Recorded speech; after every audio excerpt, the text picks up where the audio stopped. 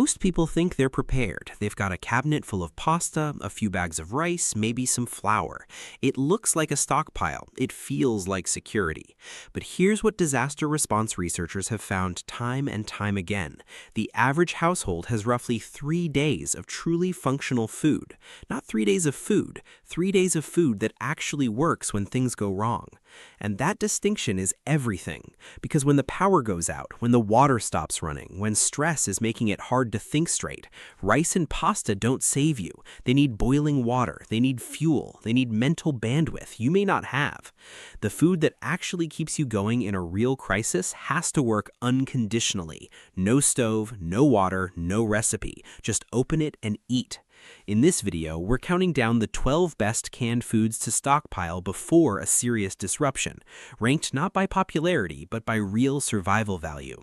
We're going to cover nutrition, psychology, and the specific reasons each item earns its place on this list. And we're saving the best for last. Number 1 is a food most people either ignore or actively avoid, but survivalists and preparedness experts will tell you it's the single most complete food you can store in a can. Stay with us until the end. What you learn here could genuinely matter one day. Welcome to Essential Pantry, the channel built around smarter, science-backed food preparedness. If that sounds like something you need in your life, hit like and subscribe. It's a small action that helps keep us making content like this. Now, let's get into it. Let's start by establishing something that changes how you think about every item on this list. There's a standard that every piece of survival food should be measured against, and most pantries fail it completely. Ask yourself this one question about anything you're storing. Can I open this right now and eat it with no power, no running water, and no cooking equipment? If the answer involves the word if I have hot water, if the stove works, if I have time to soak it, then what you have is not survival food. It's regular food stored in a cabinet. There's a difference. True survival food is unconditional. It works when nothing else does. Keep that standard in your mind as we go through every item on this list, because it's the filter that separates what actually helps from what only looks helpful. With that established, let's start the countdown. Coming in at number 12 is something that gets dismissed as too simple for a serious survival list: ready-to-eat canned soup. Not condensed, not the kind you have to add water to, ready to eat straight from the can. Here's why it earns a spot. By the 48 to 72 hour mark of any real crisis, something happens to the brain that most people don't anticipate. Decision fatigue sets in hard. Tasks that used to feel automatic suddenly feel heavy. And one of the first things people stop doing when their mental load gets too high is eating. Not because they have no food, but because the effort of preparing it feels like too much. Canned soup removes that barrier entirely. There is no step between the can and your mouth. You open it and you eat. The high sodium content that doctors warn against in normal life also becomes an advantage here. Under stress, your body burns through electrolytes faster than usual. Irregular eating accelerates that loss. The sodium in ready-to-eat soups helps maintain your hydration balance and can delay physical collapse. So don't dismiss this one. It's solving a very specific and very real problem. Number 11 is canned chili, and this one is more nutritionally significant than most people realize. The majority of canned goods only address one part of your nutritional needs. Beans give you carbohydrates, canned vegetables give you micronutrients, but canned chili is genuinely rare in that it functions as a complete meal in a single container. One can gives you meat protein, complex carbohydrates from beans, and essential fats all at once. But beyond the macronutrients, chili solves a problem that becomes serious around day 3 of any stockpile diet. It's called appetite deterioration. When you're eating the same bland, salty, repetitive food over and over, the brain gradually stops triggering a proper appetite response. You start eating less without realizing it. Caloric intake drops, and cognitive function follows.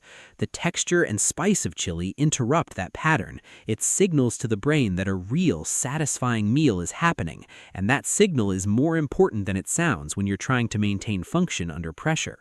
Number 10 is canned beans, and there's an important distinction to make right at the start. Dried beans are cheaper per calorie, that's true, but dried beans are conditional food. They require soaking overnight. They require a significant amount of water. They require long boiling time and a fuel source to do it. In a crisis scenario, none of those things may be available. Canned beans require nothing. You open the can and you have plant protein and complex carbohydrates ready to eat immediately. That combination is valuable because it produces a slow, sustained energy release, which extends the time between meals, a critical advantage when your food supply is limited. Now, here's the detail most people get wrong with canned beans. They drain the liquid and throw it away. Don't do that. The liquid in that can, the brine, contains soluble minerals and electrolytes that leached out of the beans during processing. Drinking it or mixing it into other food recovers those nutrients at absolutely zero extra cost. It's free nutrition that most people are pouring down the drain. We're now moving into the items that address what happens to your body and your mind past the first few days. Because the early phase of a crisis and the sustained phase are two very different physiological challenges, the foods that cover you on day 1 are not always the same ones that keep you functional on day 5. This section is about the items that bridge that gap.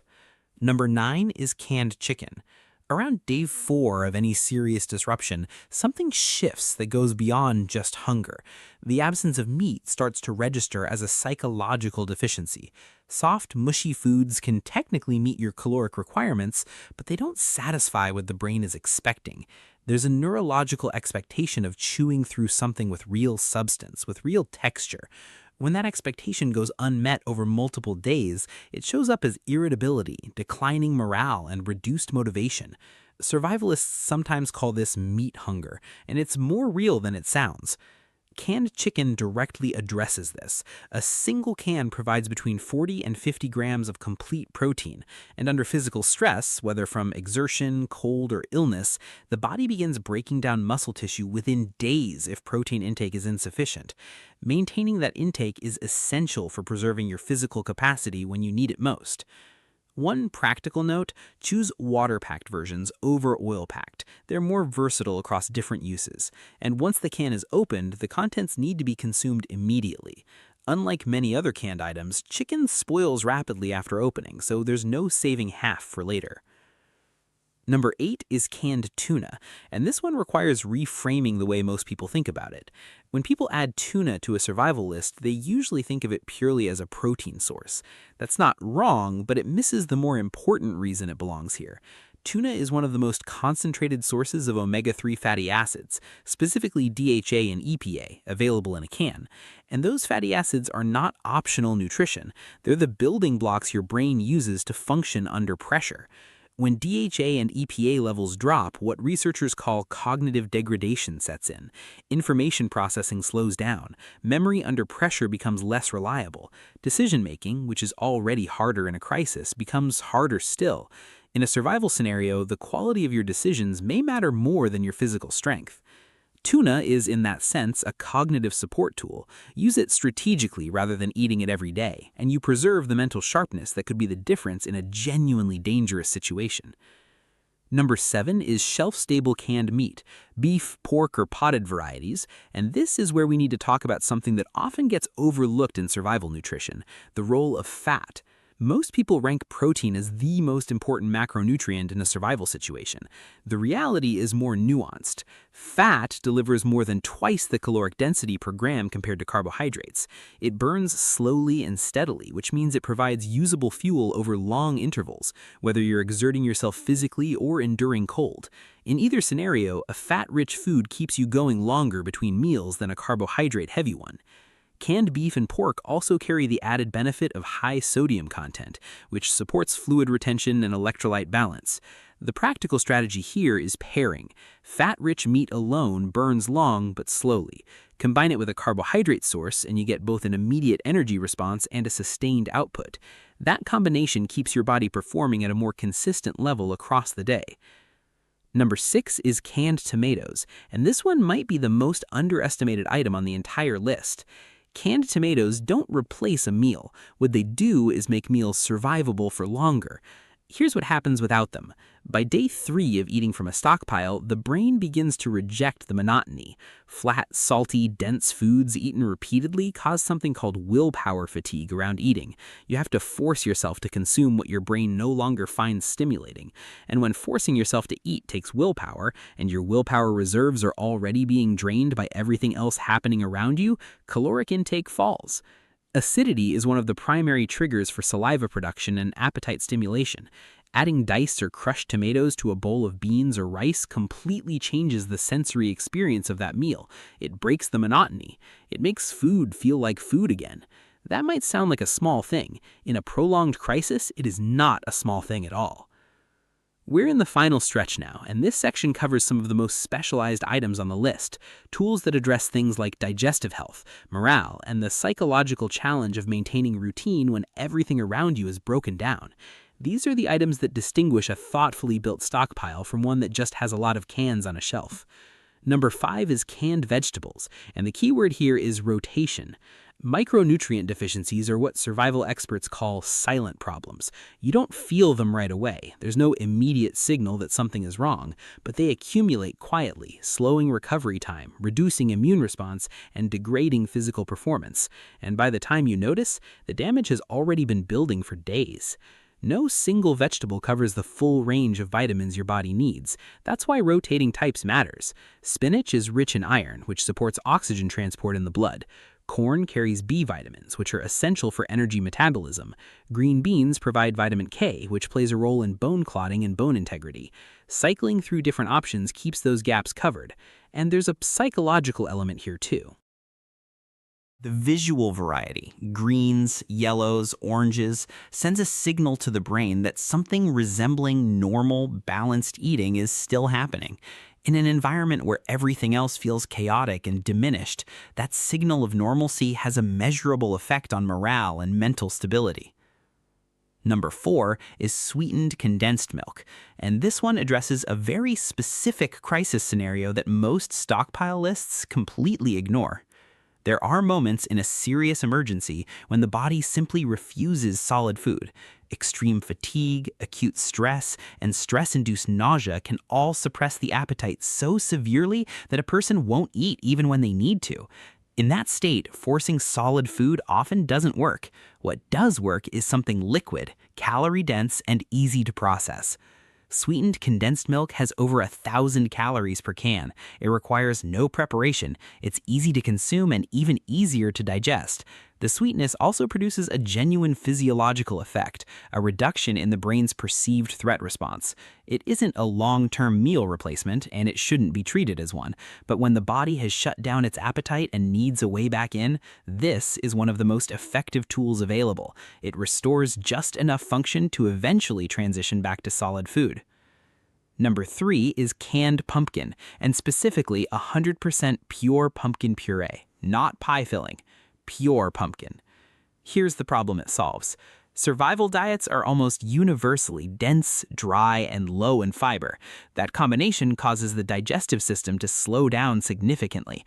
Reduced digestive motility doesn't just cause discomfort, it actively reduces your body's ability to absorb the nutrients you're consuming. You could be eating enough calories and still running a deficit because your gut isn't processing food efficiently. Pure canned pumpkin is the gentlest and most effective way to restore that motility. It's a soft, easily digestible source of fiber that gets the digestive system moving again without causing the kind of disruption that harsh fiber sources can trigger under stress. It also carries vitamin A in significant quantities, which supports both immune function and the integrity of your skin as a physical barrier, an underappreciated defense in any situation where hygiene may be compromised. Number 2 is evaporated milk, and its most important function is one that most people would never think to include in a survival context: the preservation of routine. Diluted at a 1-to-1 ratio with water, evaporated milk becomes a functional substitute for whole milk. That means morning coffee can still happen, porridge can still happen, small rituals that feel ordinary can still happen, and that matters more than it might seem. Routine is one of the most powerful anchors the nervous system has. When everything in the external environment is chaotic and threatening, the brain scans for evidence of order. A morning cup of coffee is evidence of order. It's a signal that a basic level of normalcy still exists, and that signal actively reduces stress response and supports morale over time. Unlike sweetened condensed milk, evaporated milk has no added sugar. And that makes it genuinely versatile, useful in savory dishes as well as drinks and breakfast foods, without the energy crash that comes with high sugar intake on an otherwise sparse diet. And now we arrive at number 1.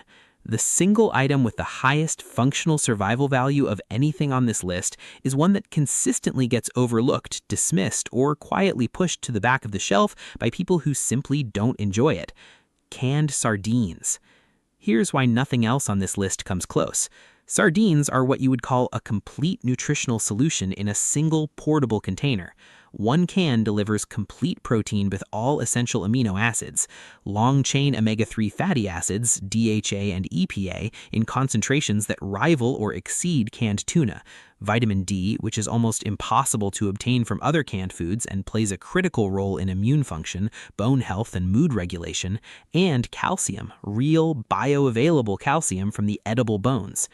Think about what that means. In one small can that fits in your jacket pocket, you have protein for muscle preservation, omega-3s for cognitive function, vitamin D for immune defense, and calcium for bone and nerve health. No other single canned item comes close to covering that range. There are additional operational advantages that make sardines uniquely suited to crisis conditions. The oil in the can is not packaging material. It is a concentrated source of fat-soluble nutrients. Discarding it is one of the most common and costly mistakes people make. Consume it. Mix it into other food. Use it. Every drop has nutritional value, and the portability factor is significant. In a scenario that requires movement, evacuation, relocation, traveling on foot, the entire nutritional profile of a complete meal fits into your pocket. That is something no other item on this list can offer. The taste is the objection, and it's a real one, but in a genuine survival scenario, the question is never, what do I enjoy? The question is, what keeps me functional? On that measure, sardines have no equal. Here's the final thought to carry with you. Most people measure their preparedness by how much food they have. The real measure is what that food can actually do when conditions are at their worst, when there's no power, when there's no water, when your brain is under stress and your decision-making is already compromised. Start where you are. On your next grocery trip, pick 3 items from this list. The week after that, pick 3 more. You don't need to build a bunker. You need a stockpile that actually works, and you can build that gradually, affordably, and without turning it into a project. This isn't about fear. It's about making a smarter decision today so you aren't forced to make a desperate one tomorrow. If this video gave you something useful, please leave a like. It genuinely helps this channel reach more people who could use this information. Subscribe to Essential Pantry so you don't miss what's coming next, and we'll see you in the next one.